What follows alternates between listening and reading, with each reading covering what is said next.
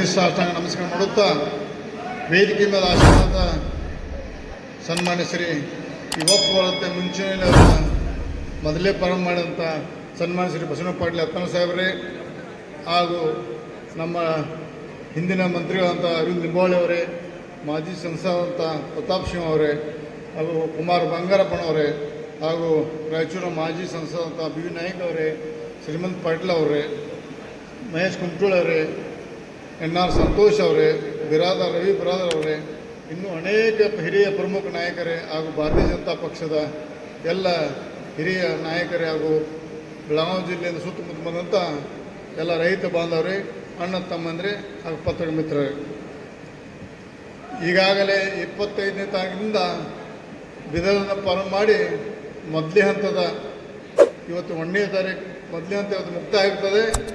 ಅತಿ ಶೀಘ್ರದಲ್ಲಿ ನಾಳೆ ಡೆಲ್ಲಿಗೆ ಹೋಗಿ ಡೆಲ್ಲಿಯಲ್ಲಿ ಮುಂದಿನ 2ನೇ ಹಂತ ಎಲ್ಲಿಂದ ಪ್ರಾರಂಭ ಆಗೋದು ಅತಿ ಶೀಘ್ರದಲ್ಲಿ ನಾವು ದಿನಾಂಕ ಮತ್ತು ಜಾಗ ಅತಿ ಶೀಘ್ರ ನಾಳೆ ನಾಡದಲ್ಲಿ 2 ದಿವಸದಲ್ಲಿ 2ನೇ ಹಂತದ ಸ್ಥಳ ಮತ್ತು ಅಲ್ಲಿನ ಎಲ್ಲ ಮುಖ್ಯ ಯಾರ ಪರ ಅಲ್ಲಿಂದ ಮಾಡಬೇಕನ್ನೋಂಥ ವಿಷಯವನ್ನು ಅತಿ ಶೀಘ್ರ ನಾಳೆ ನಾಡದಲ್ಲಿ ಪ್ರಕಟ ಮಾಡ್ತೇವೆ. ಈಗ ವಿಶೇಷವಾಗಿ ಬೀದರ್ ಮತ್ತು ಗುಲ್ಬರ್ಗ, ಯಾದಗಿರಿ, ರಾಯಚೂರು, ಬೆಳಗಾವಿ ಇಲ್ಲಿ ನೋಡಿದರೆ ಭಾಳಷ್ಟು ಅನಾಹುತ ಆಗುವಂಥ ಮುಂದಿನ ಧೋರಣೆ ನಮ್ಗೆ ಕಂಡು ಬಂದಿದೆ. ಬರೀ ವಕ್ಫ್ ಖಾತೆಯನ್ನು ನಾವು ಭಾಳಷ್ಟು 54ನೇ ಇಸ್ವಿಯಿಂದ ನೆಹರೂವರ ಪ್ರಧಾನಮಂತ್ರಿ ಇದ್ದಾಗಿಂದ ನಾವು ನೋಡ್ಕೊತ ಬಂದಿದ್ದೇವೆ. ನಾವು ಸತತ 5 ಬಾರಿ ಶಾಸಕ ಇದ್ದು, ಈ 2 ಬಾರಿ ಈ ಬಿ ಜೆ ಪಿಯಲ್ಲಿ ಶಾಸಕ, 7 ಬಾರಿ ಶಾಸಕ ಆಗಿ ನಮ್ಗಿಂತ ಮೊದಲಾಗಿ ಕುಮಾರ್ ಬಂಗಾರಪ್ಪನದು ಅಥವಾ ಯತ್ನಾಳ್ ಮೊದಲಿಂದ ಇದ್ದು ವಕ್ಫ್ ಬಗ್ಗೆ ಎಷ್ಟು ಕೆಟ್ಟ ಕರಾಳ ಕಾಣುತ್ತೆ ನಮ್ಗೆ ಗೊತ್ತಿರಲಿಲ್ಲ. ಯಾಕಂದ್ರೆ ವಕ್ಫ್ ಅಂದರೆ ನಾವು ಒಂದು ಮುಸಲ್ಮಾನ ಒಂದು ಸಮಾಜದ ಏಳಿಗೆಗಾಗಿ ವಕ್ಫ್ ಇರಬೇಕಂತ ನಮ್ಮ ತಲೆಯಲ್ಲಿತ್ತು. ಯಾವಾಗಪ್ಪ ನಮ್ಮ ಯತ್ನಾಳವರು ಮೊದಲು ಪ್ರಾರಂಭ ಮಾಡಿರು, ಆ ಅನಾಹುತ ಬಗ್ಗೆ ಬಿಜಾಪುರದಲ್ಲಿ ಪ್ರಾರಂಭ ಮಾಡಿರು, ನಾವು ಹಂತ ಹಂತವಾಗಿ ನಮಗೆಲ್ಲ ವಿಷಯ ಗೊತ್ತಂತ ಭಾಳ ಅನಾಹುತ ಭಾಳ ಮುಂದಿನ ದಿನದಲ್ಲಿ ನಮ್ಮ ಭಾರತದ ದೇಶಕ್ಕೆ, ವಿಶೇಷ ಹಿಂದೂ ಧರ್ಮಕ್ಕೆ, ಹಿಂದೂ ಮಠ ಮಂದಿರಿಗೆ, ರೈತರ ಭೂಮಿಗೆ ಇದು ಭಾಳ ಕರಾಳವಾದ ಕಾಣುವುದರಿಂದ ಇದು ಸಂಪೂರ್ಣವಾಗಿ ಭಾರತದ ತೊಲಗು ಎನ್ನುವಂಥದ್ದು ನಮ್ಮ ನೆಚ್ಚಿನ ಪ್ರಧಾನಮಂತ್ರಿ ನರೇಂದ್ರ ಮೋದಿ ಅವರು ಈಗಾಗಲೇ ಈ ಸಂಸದಲ್ಲಿ ಮಂಡನೆ ಮಾಡಿದ್ದಾರೆ. ಈಗ ಮಂಡನೆ ಮಾಡಿ ಬಹುಶಃ ನಮಗೆ ತಿಳಿದ ಮಟ್ಟಿಗೆ ಇದೇ ಸಭದಿಂದ ಆಕತೆ ತಿಳಿದದ್ದು. ಆದರೆ ಮುಂದಿನ ಇನ್ನೊಂದು 2-3 ತಿಂಗಳ ಬಜೆಟ್ ಸೆಷನ್ವರೆಗೆ ಅಧ್ಯಯನ ಮಾಡಿ ನಮ್ಮ ದೇಶದಲ್ಲಿ ಈ ವಕ್ಫ್ದಿಂದ ಎಷ್ಟು ಅನ್ಯಾಯ ಆಗಿದೆ ಅನ್ನುವಂಥ ಪೂರ್ಣ ಅಧ್ಯಯನ ಆಗಬೇಕಂತ ಮುಂದೆ ಹಾಕಿದ್ದಾರೆ. ಇದು ಯಾಕಂದರೆ ಇದು ಒಂದು ಪಕ್ಷಾತೀತ ಜಾತ್ಯತೀತ ಹೋರಾಟ ಇದೆ. ವಿಶೇಷವಾಗಿ ವಕ್ಫ್ ಹೋರಾಟ ಮುಸಲ್ಮಾನ ವಿರುದ್ಧ ಅಂತ ಬಿಂಬಿಸಿಕೊಂಡು ಪ್ರಯತ್ನ ಮಾಡ್ತಾರೆ ಕೆಲವು ಜನ. ಇದು ನೀವು ನೋಡಿರ್ಬೋದು, ಮುಸಲ್ಮಾನ ಹೊಲಗಳು ಸಹಿತ, ಮುಸಲ್ಮಾನ ಅಂಗಡಿಗಳು ಸಹಿತ ಅವ್ರ ವಕ್ಫ್ ಕಂಬಳಿಕೆ ಮಾಡ್ಕೊಂಡು ಒಂದು ವಕ್ಫಿಂದ ಮಾಫಿ ಆಗಿದೆ. ಅದು ನಮ್ಮ ವಕ್ಫ್ ಆಸ್ತಿ ಅನ್ನೋದು ತಗೊಳ್ಳೋದು. ಉದಾಹರಣೆ ಬೆಂಗಳೂರು ಅಂತ ಪಟ್ಟಣದಲ್ಲಿ, ಮುಂಬೈ ಅಂತ ಪಟ್ಟಣದಲ್ಲಿ, ಪುನಾದಲ್ಲಿ, ದಿಲ್ಲಿಯಲ್ಲಿ, ಜೈಪುರದಲ್ಲಿ ವಕ್ಫ್ ಮುಖಾಂತರ ಭೂಮಿ ನಮ್ಮ ತಗೊಳ್ಳೋದು. ಅದು ವರ್ಷಕ್ಕೆ 10,000 ರೂಪಾಯಿ ನಿಗದಿ ಮಾಡೋದು. ಅದು ಸಾವಿರಾರು ಕೋಟಿ ಗಳಿಸಿ ಒಂದು ಕೆಲವೊಂದು ಜನ ಮುಸಲ್ಮಾನ ಲೀಡರ್ ಮಾತ್ರ ಅದನ್ನು ಬಡವರು ಮುಸಲ್ಮಾನರ ಭೂಮಿಗಳು ಸಹ ತಿಂದಾರ, ಹಿಂದೂಗಳದ ಮಠ ಮಂದಿರ ತಿಂದಾರ. ಒಂದು ವ್ಯವಸ್ಥಿತ ಮಾಫಿ ಇರೋದ್ರಿಂದ ಸಂಪೂರ್ಣವಾಗಿ ಇನ್ನು ತೆಗೆದು ರಾಜ್ಯಕ್ಕೆ ಮತ್ತು ದೇಶಕ್ಕೆ ಇದು ಬರೀ ಕರ್ನಾಟಕದ ಒಂದು ಕೆಲವೊಂದು ಭಾಗದಲ್ಲಿ ಮಾತ್ರ ಇದು ಹೋರಾಟ. ಇದು ವಕ್ಫ್ ಅನ್ಯಾಯ ತಗೋಬೇಡ್ರಿ. ಕಾಶ್ಮೀರ ಹಿಡಿದು ಕನ್ಯಾಕುಮಾರಿವರೆಗೆ, ಕಚ್ ಹಿಡಿದು ಕಲ್ಕತ್ತಾವರೆಗೆ ಇಡೀ ದೇಶದ ಮೂಲೆಗೆ ವಕ್ಫ್ನಿಂದ ನಮ್ಮ ಹಿಂದೂ ಜನಾಂಗ ಮತ್ತು ಸನಾತನ ಧರ್ಮಕ್ಕೆ, ಮಠ ಮಂದಿರಿಗೆ ಮತ್ತೆಲ್ಲ ಎಲ್ಲ ನಮ್ಗೆ ಅನ್ಯಾಯ ಆಗುವಂಥ ಈ ಕರಾಳ ಕಾನೂನು ಸಂಪೂರ್ಣ ನಿಷೇಧ ಆಗಬೇಕಂತ ಈಗ ಹೋರಾಟ ಮಾಡಿದ್ದೀವಿ. ಮತ್ತು ಈಗ 2ನೇ ಹಂತದ ಪ್ರಾರಂಭ ಇಡೀ ರಾಜ್ಯದ ಪ್ರತಿಯೊಂದು ಜಿಲ್ಲೆ ಎಲ್ಲೆಲ್ಲಿ ಸ್ವಲ್ಪ ತಾಲೂಕು ಮಟ್ಟದ ಸಹಿತ ಎಲ್ಲೆಲ್ಲಿ ಅವ್ರಿಗೆ ಅನಾಹುತ ಇದೆ ಅಲ್ಲಿ ಸಂಪೂರ್ಣವಾಗಿ ಅವ್ರ ಬೆಂಬಲಿಗಿಂತೂ ನಾವು ಜಾಗಕ್ಕೆ ಹೋಗಿ ಆ ಒಂದು ಕರಾಳ ಕಾನೂನು ಬಗ್ಗೆ ನಾವು ನಾಳೆ ಡೆಲ್ಲಿಗೆ ಹೋಗಿ, ಇನ್ನೂ ನಮ್ಮ ಲಿಂಬಾವಳಿಯವರಲ್ಲಿ ಮೇಲೆಲ್ಲೂ ಮಾತಾಡಿದ್ದಾರೆ, ನಾಳೆ ಹೋಗಿ ನಾವು ಭೇಟಿಯಾಗಿ ಇದನ್ನು ಎಲ್ಲ ಒಂದು ವರದಿ ಸಿದ್ಧಪಡಿಸಿ ನಾವು ಏನು ಮುಂದಿನ ದಿನದಲ್ಲಿ ಇವತ್ತು ನಾಳೆ ಮಧ್ಯಾಹ್ನ ಇಲ್ಲಿಂದ ನಾವೆಲ್ಲ ನಮ್ಮ ಟೀಮ್ ದಿಲ್ಲಿಗೆ ಹೋಗ್ತೇವೆ. ದಿಲ್ಲಿಯಲ್ಲಿ ನಾವು ಯಾರ್ಯಾರು ಭೇಟಿಯಾಗಿ ನಾವು ಇದು ವರದಿ ಕೊಡ್ಬೇಕಂತ ನಾಳೆ ತಿಳಿಸ್ತೀವಿ ತಮಗೆ.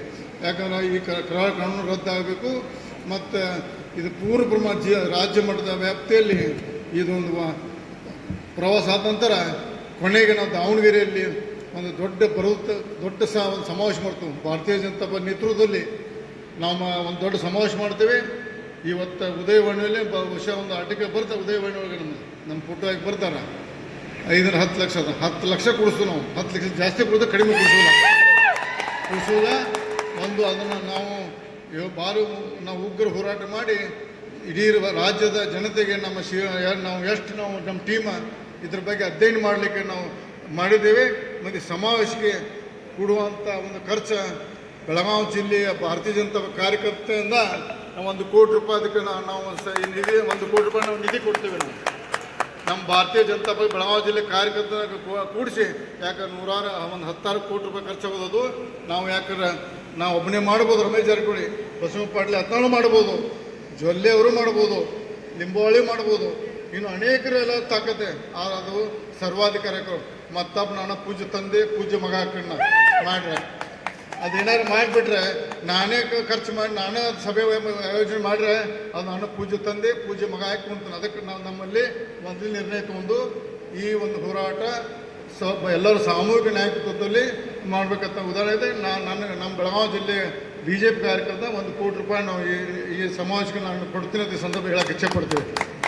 ಮತ್ತು ಇನ್ನೂ ಅನೇಕ ಜನರು ಎಲ್ಲರೂ ಕೈ ಜೋಡಿಸಿ ಒಂದು ಬಹಳಷ್ಟು ದೊಡ್ಡ ಪ್ರಮಾಣ 10 ಲಕ್ಷಕ್ಕೆ ಹೆಚ್ಚು ಜನ ಕೂಡಿಸಿ ನಾವು ಯಾರಿಗೆ ಶಕ್ತಿ ಪ್ರದಾನ ತೋರಿಸೈತಿ ಇಡೀ ನಮ್ಮ ಈ ವಕ್ಫ್ ವಿರೋಧ ಹೋರಾಟಗಾರರಿಗೆ ಮತ್ತು ಇದನ್ನು ಸುಳ್ಳು ಪ್ರಚಾರ ಮಾಡಿ ತಮ್ಮ ಸ್ವಾರ್ಥಕ್ಕೋಸ್ಕರ ಸಭೆಯನ್ನು ಮಾಡತ್ತಾರ ಅನ್ನುವಂಥ ಕೆಟ್ಟ ಒಂದು ಟೀಮ್ ಇದೆ ನಮ್ಮಲ್ಲಿ.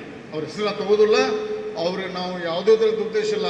ನಾವೇನು ಮಂತ್ರಿ ಆಗಬೇಕು, ಯತ್ನಾಳ್ ಮುಖ್ಯಮಂತ್ರಿ ಆಗಬೇಕು, ಕುಮಾರಸ್ವಾಮಿ ಅಧ್ಯಕ್ಷ ಆಗಬೇಕು, ನಮ್ಮ ಇದರಲ್ಲಿ ಇಲ್ಲ. ನಾವು ವಕ್ಫ್ದಲ್ಲಿ ರೈತರಿಗೆ ಅನ್ಯಾಯಕ್ಕೆ ನಾವು ಹೋರಾಡೋದು. ಇದನ್ನು ನಮ್ಮ ಹೋರಾಟ ಯಾರ್ದೋ ವಿರುದ್ಧ ಯಾರೋ ಪರವಾಗಿ ಏನೋ ಸ್ವಾರ್ಥಕ್ಕೋಸ್ಕರ ಬಿಂಬಿಸಕ್ಕೆ ಪ್ರಯತ್ನ ಮಾಡೋದು. ನಾವು ನೇರವಾಗಿ ಹೇಳ್ತಿಲ್ಲ, ಇದರಲ್ಲಿ ನಮ್ಮದು ಏನೂ ಸ್ವಾರ್ಥ ಇಲ್ಲ. ಈ ವಕ್ಫ್ ಹೋರಾಟಕ್ಕೆ ದೊಡ್ಡ ಪ್ರಮಾಣ ಮಾಡಿ ನಾವು ಬೆಳಗಾವಿ ಜಿಲ್ಲೆಯಿಂದ 1 ಲಕ್ಷಕ್ಕಿಂತ ಹೆಚ್ಚು ಜನ ನಾವು ಇದಕ್ಕೆ ಹೋಗೋದು. ಅದಕ್ಕೆ ದಾವಣಗೆರೆಗೆ ಎಲ್ಲ ವಾಹನ ಸೌಕರ್ಯನ ಮಾಡ್ತೇವೆ. ಒಂದು ದೊಡ್ಡ ಹೋರಾಟ ಮಾಡಿ ಇಡೀ ಜಿಲ್ಲೆಯಿಂದ ನಾವು 1 ಲಕ್ಷ ಹೋಗಬೇಕು. ಇಡೀ ಕರ್ನಾಟಕ ರಾಜ್ಯದಿಂದ 10-15 ಜನ ಲಕ್ಷ ಕೂಡಿ ಒಂದು ಉಗ್ರ ಹೋರಾಟ ಮಾಡಿ ನಮ್ಮ ಇಡೀ ಕಾಂಗ್ರೆಸ್ದಲ್ಲ ಕರ್ನಾಟಕದಲ್ಲಿ ವಕ್ಫ್ದ ಮಾಸ್ಟರ್ ಮೈಂಡ್ ಇಲ್ಲಿ ಕರ್ನಾಟಕದಲ್ಲಿ ಇದಲ್ಲ ಅವ್ರ ಕಣ್ಣು ತಿರುಗಲಿಕ್ಕೆ ನಾವು ದಾವಣಗೆರೆ ಸಮಾವೇಶ ಮಾಡೋದಿದೆ. ಮತ್ತು ಇನ್ನೂ ಅನೇಕರು ಭಾಷಣ ಮಾಡೋದ್ರೆ ಭಾಳಷ್ಟು ಇನ್ನೂ ಎಲ್ಲ ವೇದಿಕೆಗಳಂತ ಇವತ್ತು ಇವತ್ತು ಒಂದೇ ಅಂತ ಕೊನೆಯ ಇರೋದ್ರಿಂದ ಎಲ್ಲರೂ ಭಾಷೆ ಮಾಡ್ತಾರೆ. ಯಾಕಂದರೆ ರಾಜ್ಯದಲ್ಲಿ ಕೆಲವೊಂದು ಮಾಡಿಲ್ಲ, ಕೆಲವೊಂದು ಮಾಡಿಲ್ಲ, ಜಾಸ್ತಿ ಮಾತಾಡೋದ್ರಲ್ಲ. ಈ ವಕ್ಫ್ ಹೋರಾಟದ ಬಗ್ಗೆ ನಾವೆಲ್ಲರೂ ಗಟ್ಟಿಯಾಗಿ ನಾವು ಇಡೀ ಬೆಳಗಾವಿ ಜಿಲ್ಲೆ ಯಾಕಂದರೆ ಹೋರಾಟ ಮಾಡಿದಂಥ ಜಿಲ್ಲೆ. ಈ ಜಿಲ್ಲೆಯಲ್ಲಿ ಎಲ್ಲ ಕಿತ್ತು ಚೆನ್ನ ಇರ್ಬೋದು, ಸಂಘಟನೆ ಇರ್ಬೋದು, ಇನ್ನು ಅನೇಕ ನಾಯಕರು ಇಲ್ಲಿ ಹೋರಾಟ ಮಾಡಿ ಸ್ವತಂತ್ರ ಕೊಟ್ಟಾರೆ. ಈಗ ದೇಶಕ್ಕೆ 40 ಮಂದಿ ನಾವೆಲ್ಲ ಒಕ್ಕಟ್ಟಾಗಿ ನಾವೆಲ್ಲರೂ ಕೂಡಿ ಎಲ್ಲ ಪ್ರತಿಯೊಬ್ಬರು ಕೈ ಜೋಡಿಸ್ಬೇಕು. ಮತ್ತು ನಮ್ಮ ವಿರೋಧಿಗಳ ಒಂದು ಸುಳ್ಳು ಪ್ರಚಾರಕ್ಕೆ ಕಿವಿ ಕೊಡದೆ ಇದು ಒಂದು ನಿಸ್ವಾರ್ಥ ಅಂತ ಇದರಲ್ಲಿ ಹೋರಾಟ ಮಾಡೋದನ್ನು ತುಲನೆ ಮಾಡಬೇಕು. ಯಾರು ಸ್ವಾರ್ಥಕ್ಕಾಗಿ ದಿಲ್ಲಿಗೆ ಹೋಗ್ತಾರೆ, ಯಾರು ಸ್ವಾರ್ಥಕ್ಕೆ ಮನ್ಯಾಗ ಕುಣ್ತಾರೆ ಅನ್ನೋ ನೋಡ್ಕೊಂಡು TVಯಲ್ಲಿ ದುಡ್ಡು ಕೊಟ್ಟು ಸುಳ್ಳು ಪ್ರಚಾರ ಮಾಡಿ ನಾವು ಭಾಳಷ್ಟು ಭಂಗದಲ್ಲಿ ಪ್ರಯತ್ನ ಮಾಡ್ತಾರೆ. ತಾವೆಲ್ಲರೂ ಗಟ್ಟಿಯಾಗಿ ನಮ್ಮ ಟೀಮಿಗೆ ಯತ್ನಾಳ್ ನೇತೃತ್ವದಲ್ಲಿ ನಾವೆಲ್ಲ ಕೂಡಿ ಒಂದು ಹೋರಾಟ ಮಾಡೋದಕ್ಕೆಲ್ಲ ಗಟ್ಟಿಯಾಗಿ ಸಪೋರ್ಟ್ ಮಾಡೋದು ಹೇಳಿ ನಾನು ಮಾತು ಜಯ ಕರ್ನಾಟಕ.